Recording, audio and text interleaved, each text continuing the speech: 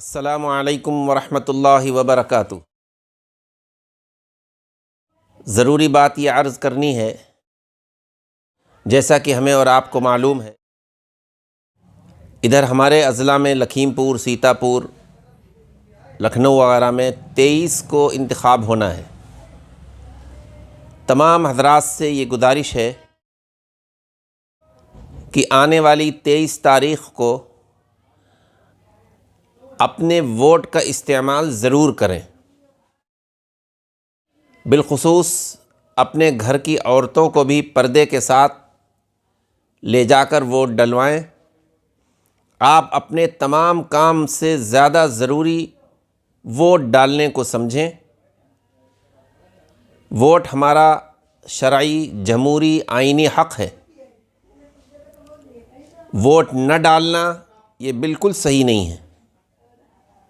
Vote ایک سفارش ہے، ایک گواہی ہے، ایک وکالت ہے، یہ اس کا شرعی حق ہے۔ اس لیے میں تمام ائمہ کرام سے، جمعے کے خطبہ سے، علماء کرام سے بھی یہ گزارش کرنا چاہوں گا کہ آپ اجتماعی اور انفرادی طور پر لوگوں کو ووٹ ڈالنے کی ترغیب دیں۔ ہمارے ووٹ منتشر نہ ہو، ہم متحد ہو کر، یونائٹ ہو کر اپنے ووٹ کا استعمال کریں۔ ایک ایک ووٹ کی بڑی قیمت ہوا کرتی ہے۔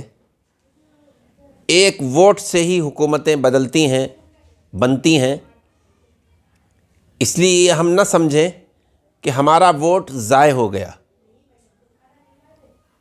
پھر دوبارہ آپ سے گزارش ہے، اس وقت ہندوستان کے تمام علماء کرام آنے والے الیکشن کو لے کر بڑے فکر مند ہیں۔ اس لیے ہم اپنے ووٹ کا استعمال زیادہ سے زیادہ کریں۔